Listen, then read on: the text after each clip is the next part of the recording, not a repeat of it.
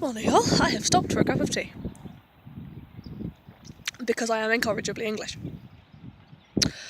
I've been working on the big round patch at the back, and I think it's, even when the allotment was in use, I think it must have received less love than the stuff at the front, because the weeds are definitely more established. There's a lot of thistles, which incidentally go straight through my gloves, so I need better gloves. There's the two amazing triffids with the bright orange massive roots that took forever to dig up and will definitely come back. They look like ginger root, but they don't smell like ginger, which is kind of sad. And there's some brambles, which are an absolute pain because they propagate underground and they propagate by runners, and they've got very long, quite fine roots, so they form a kind of mat under the ground, so you're tugging on it and the entire sort of foot-wide patch of the mud is bouncing gently as you pull on the bramble roots, and you're not getting anywhere. But again, they'll regrow from not a lot, so I've got to keep at that corner of the patch, or if they get established it'll be even worse. Brambles, I think, are a fantastic illustration of something, which is that a weed is a plant in the wrong place. It's not anything inherent to the plant that makes it a weed, it's that it is where you don't want it to be. Because there are brambles over there, at the edge of the woods, that I spent hours with this autumn picking blackberries, because they're a fruit plant. And the blackberries are delicious and very welcome at that time of year to have some more fresh fruit. You can make delicious jam out of them, they make excellent crumble. I'm a fan of blackberries. I like blackberries very much, but I am ruthlessly murdering the brambles that are in my allotment because they're where I don't want them to be.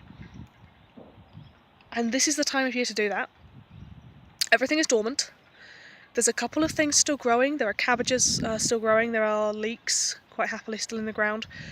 There's other things that are sitting dormant, like there's all the fruit bushes, the raspberry canes and so forth, are still in the ground because they're perennials, but they've lost all their leaves and they're sitting there being sticks until the sun comes back.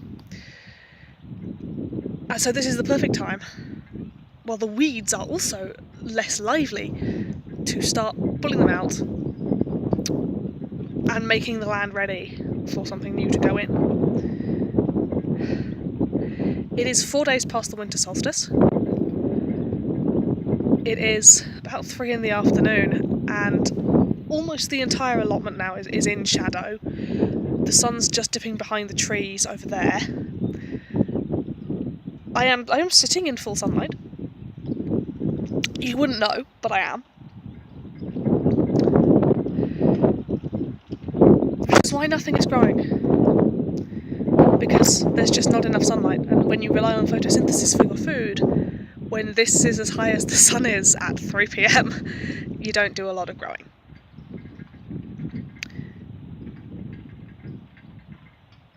And a lot of us get the same urge. We kind of hibernate over the winter. We bed in and we try to restore ourselves, and that's been so hard this year because, November 9th happened. And anyone paying attention is very scared. And it feels like nothing will ever get better, and I can't promise you it will. But I can tell you that it's 4 days past the winter solstice. The longest night is over. The pivot of the year is past. It is going to get brighter. It is going to get warmer. It's been a rough year,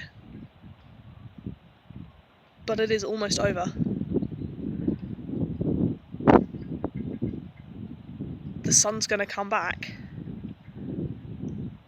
and here we are. We're in the bottom of the hole. That means we start climbing again now.